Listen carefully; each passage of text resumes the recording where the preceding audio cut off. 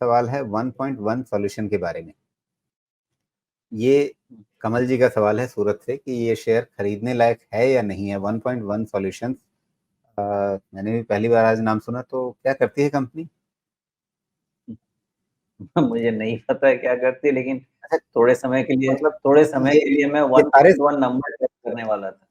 अच्छा, ये सारे सवाल जो आते हैं हमारे पास वो इसीलिए आते हैं कि हम लोग थोड़ा सा अपना ज्ञान बढ़ाएं, ऐसी कंपनियों के बारे में जानें जिनको हमने पहले कभी सुना नहीं, पहले कभी देखा नहीं। तो ये मतलब हम लोगों पे है कि भाई आप बाजार के पार्टिसिपेंट्स हैं और आप इन शेयरों के बारे में ना जाने, ये अच्छी बात नहीं है। तो ये हम लोगों के लिए होमवर्क होता है। नहीं, देखिए, कंपनी नहीं जानने का मतलब ये सारी कंपनी तो हम जान नहीं सकते, सवाल ही नहीं है। मैं बार-बार कहता हूँ कि मैं मैक्सिमम जो मेरा डेटाबेस है वो मैक्सिमम मैं ट्रैक कर सकता हूँ, तो 100 का है, कुछ निकलेंगे, कुछ जाएँगे, निकलेंगे, जाएँगे। 8000 शेयर के बारे में नहीं जाना जा सकता, ये पॉसिबल है ही नहीं है। लेकिन ऐसा नहीं है, अब कुछ दिन पहले 8-10 नैनो कैप कंपनीज़ का लिस्ट निकला, वो रिव्यू कर रहा था। तो ऐसे धीरे-धीरे जैसा हो सकता है कि 60-70 साल का हो जाऊँ और सारी कंपनी जान जाऊँ। तो नहीं, मतलब ये है कि कंपनी मैंने सुना नहीं है, तो इसके बारे में डिटेल मुझे पता नहीं है। पैरामीटर्स सर, ज़रूर देख सकते हैं, फंडामेंटल, टेक्निकल देख के उसको समझ सकते हैं, उसको एक्सप्लेन सर्किट का कर खेल सकते हैं। यहाँ भी है। देखते हैं क्या है, इसको समझने की कोशिश करते हैं। तो ठीक है, वैसे जो इसके फंडामेंटल पैरामीटर्स हैं, उसके हिसाब से प्राइस सपोर्ट नहीं करता है। जो दिखा रहा है वो यही है कि आईटी सॉफ्टवेयर कंपनी है और इसकी ग्रोथ ग्रोथ जो है वो बहुत कंसिस्टेंट नहीं है, क्योंकि बहुत ही फ्लैटिश सा ग्रोथ है। धीरे-धीरे कंपनी पैसा प्रॉफिट में आ रही है। ये एक अच्छी बात है, लेकिन ये मोस्टली थोड़ा टर्न अराउंड होने की कोशिश कर रही है। बहुत छोटी कंपनी है, इसलिए थोड़ा उथल-पुथल चल रहा है, 650 करोड़ की कंपनी। हुँ। इसमें सारे पैरामीटर्स, रेशियोज़ सब ठीक हैं, उसके में कोई दिक्कत नहीं है। बाकी तकलीफ सिर्फ़ इतना है कि इसमें लिक्विडिटी का इश्यू थोड़ा-सा ज़बरदस्त है, क्योंकि सर्किट सर्किट पे ही आपको चल रहा है, सर्किट पे ही मिल रहा है। हुँ। तो एग्ज़िट और एंट्री दोनों रिस्क आपको इसमें ज़बरदस्त रहने वाला है। अब फिलहाल इसका सपोर्ट ट्रिगर होगा आपका 31 रुपीज़ पे, अराउंड 31 के आसपास सपोर्ट ट्रिगर होगा। वैल्यूएशन फिर भी ये सपोर्ट नहीं करता है। वैल्यूएशन के अगेंस्ट आप देखेंगे तो ग्रोथ अभी भी ईयरली बेसिस पे तो शायद ग्रोथ मुझे नेगेटिव ही लगता है। ईयरली बेसिस पे ग्रोथ शायद अब पॉजिटिव हो, 3 साल प्रॉफिट बना चुकी है, 3911। हाँ, तो धीरे-धीरे प्रॉफिट बनने की कोशिश हो रही है। अगर ऐसा ही ग्रोथ मेंटेन करेगा तो ऐसा है कि ये फिर आपका एक टर्न अराउंड केस बन जाएगा और ये फिर ठीक-ठाक आगे जाके काम करने लगेगा कंपनी। तो इसको समझिए कि इसका एक्चुअल बिज़नेस क्या है, आईटी में क्या बिज़नेस प्रोसेस मैनेजमेंट करती है। इस चीज़ को अच्छे से समझिए और तब तक इतना ही कर सकते हैं कि इसके नंबर्स को मार्केट रिस्पेक्ट कर रहा है और वो ऑलरेडी फैक्टर्ड है इस बिज़नेस में।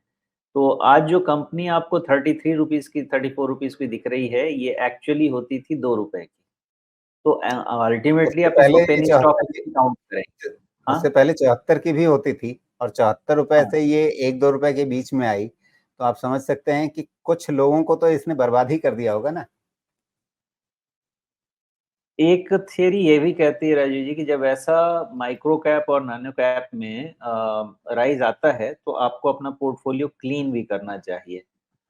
तो इसमें प्रॉब्लम यही है कि समझ में आए तब तो क्लीन करें ना, इसमें इसके लिए कंपनी आपको पूरे अच्छे तरीके से पता होना चाहिए। अब वो अगर आपको पता होता है, तो आप कर सकते हैं काम। इसमें कुछ चीज़ें कर सकते हैं जो मैं आपको समझा देता हूँ, अगर समझ में आए तो इसको आपको सँभालने में काम आएगा। तो हुआ ये है कि 39-40 के बाद मुझे नहीं लगता कि इस शेयर में अपसाइड आनी चाहिए। एक पॉसिबिलिटी ये है, 39-40 के बाद नहीं आनी चाहिए अपसाइड। इसको अच्छा खासा करेक्ट करना चाहिए। ये ज़्यादा हाई पॉसिबिलिटी रहेगी, क्योंकि 40 के बाद इसका नया साइकिल शुरू होगा। और ये जब तक अच्छे से करेक्ट नहीं हो जाए, डिसेंट करेक्शन जो कि एट लीस्ट 50 डीएमए या 200 DMA which is around 30, and 23, ये 2 रेंज के पास अगर चला जाता है और फिर भी कंपनी का रिजल्ट अच्छा रहता है, तो आप इसमें सोच सकते हैं कुछ करने का। लेकिन जो भी करने का सोचेंगे, इस चीज़ को बिल्कुल अच्छे से समझ लीजिए, एंट्री और एग्ज़िट रिस्क है, तो आप अटक गए तो निकल नहीं पाएँगे। तो क्या आप इसमें ये काम करना चाहते हैं? मैं ऐसे ऐसे स्टॉक में काम नहीं करना चाहता, ना करता हूँ, ना इवन एनालाइज़ करता हूँ, बिकॉज़ ये वेस्टेज ऑफ टाइम है। अब इसके लिए आप जो कहना चाहें कह सकते हैं, ये वेस्टेज ऑफ टाइम होता है। इसमें अगर फंडामेंटल समझ में आ गया, invest, get married to the company, to the stock. इसमें भी वैसा ही है, अगर 30 पे सपोर्ट मिल गया तो ठीक है, नहीं तो ये 22-23 तरफ भी जा सकता है। 40 पे मुझे लग रहा है एक बारी प्राइस साइकिल इसका कंप्लीट हो रहा है। जी।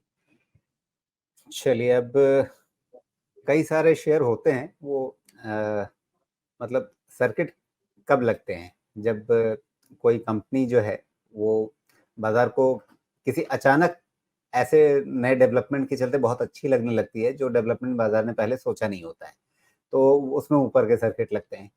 किसी कंपनी में अचानक कोई ऐसी बुरी खबर आ जाए कि उसके चलते वो बाज़ार को मतलब हर कोई पीछा छुड़ाना चाहे, हर कोई भागना चाहे उससे, तो उसमें नीचे के सर्किट लगते हैं। और जिस शेयर में कुछ ही दिनों के अंदर पहले नीचे के सर्किट लगते हैं, फिर ऊपर के सर्किट लगते हैं और क्यों लगते हैं वो भगवान जाने। तो वैसे शेयर को आप दूर से नमस्कार कीजिए, ये मेरी व्यक्तिगत सलाह है, हालाँकि मैं सलाह देता नहीं आम तौर पे, लेकिन एक जनरल प्रिंसिपल बता रहा हूँ, ये इस शेयर के बारे में नहीं। जिस भी शेयर में आपको कुछ ही दिनों के अंदर नीचे के भी सर्किट मिलें, ऊपर के भी सर्किट मिलें, वैसे शेयर को आप दूर से नमस्कार कीजिए। अभी हमने जीवीके पावर की बात की थी, उसपे देखा ही था कि क्या हुआ। तो वैसे ही है, अगर आप बहुत ज़्यादा डीप रिसर्च करके इस पर्टिकुलर शेयर के बारे में 1.1 के बारे में कुछ ऐसा जानते हैं जो आमतौर पे बाज़ार में नहीं मालूम है, तो फिर आप उस हिसाब से अपना फैसला लीजिए, लेकिन फिर सामान्य रूप से मतलब इसमें आपके सामने रेड फ्लैग्स बहुत हैं।